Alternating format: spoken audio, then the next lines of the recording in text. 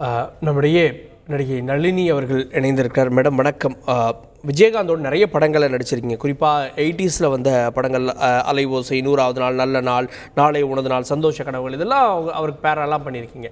அவருடனான நினைவுகளை பகிர்ந்துக்குங்க. அவர் இல்லை அப்படின்ற இந்த செய்தி உங்களுக்கு எவ்வளோ அதிர்ச்சியாக இருக்குது? நான் காலையில கிளம்பி வந்துட்டேன் ஷூட்டிங்ல. எனக்கு ஒரு ஃபோன் வந்துச்சு, இந்த மாதிரி அண்ணன் இறந்துட்டாங்கன்னு சொன்னோன்னா, ஐயோ நீங்க அதெல்லாம் சொல்லாதீங்க, நீங்க எல்லாரும் பொய் நியூஸ் சொல்றீங்க, எனக்கு தயவு செஞ்சு காலங்காத்தால இப்படி எல்லாம் பேசாதீங்கன்னு சொல்லி வச்சுட்டேன். அதுக்கப்புறம் 2-3 பேர், அப்புறம் லைட் ஆஃபீஸர்ஸ்லாம் வந்து அம்மா இந்த மாதிரி அப்படின்னு நான் அப்படியே உடஞ்சி போய் உட்காந்துட்டேன். சார் என்னோட 1 மணி நேரம் எனக்கு கூப்பிடாதீங்க, எனக்கு ரொம்ப ஒரு மாதிரி இருக்கு அப்படின்னுட்டு.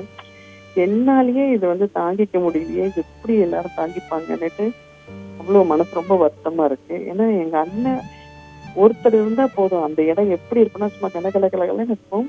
நைட் டைம்லேயே நாங்கள் ஒர்க் பண்ணியிருக்கோம், அவ்வளோ நல்லா ஒர்க் பண்ணிருக்காங்கன்னா அந்த இடத்த எப்பவுமே சந்தோஷமா பாசிட்டிவா வச்சுப்பாரு. எல்லாருக்கும் யார் யாருக்கு என்னென்ன தேவைன்னு பார்த்து பார்த்து செய்வாரு. யார் முகமாவது கொஞ்சம் சொனங்கி இருந்துச்சுன்னா அவங்களுக்கு என்ன தேவையோ உடனே அதை பார்த்துட்டு தான் மற்ற வேலையே செய்வாரு.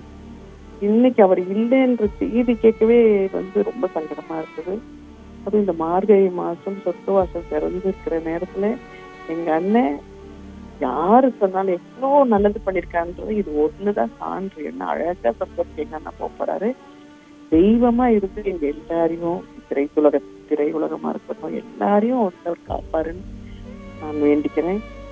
குடும்பத்துக்கு வந்து ஆழ்ந்த இடங்களை தான் சொல்லணும். ஏன்னா அவங்க எல்லாரும் தைரியமா இருக்கணும். நீங்க எல்லாரும் தைரியமா இருந்தா நாங்க எல்லாருமே தைரியமா இருக்க கத்துப்போம்.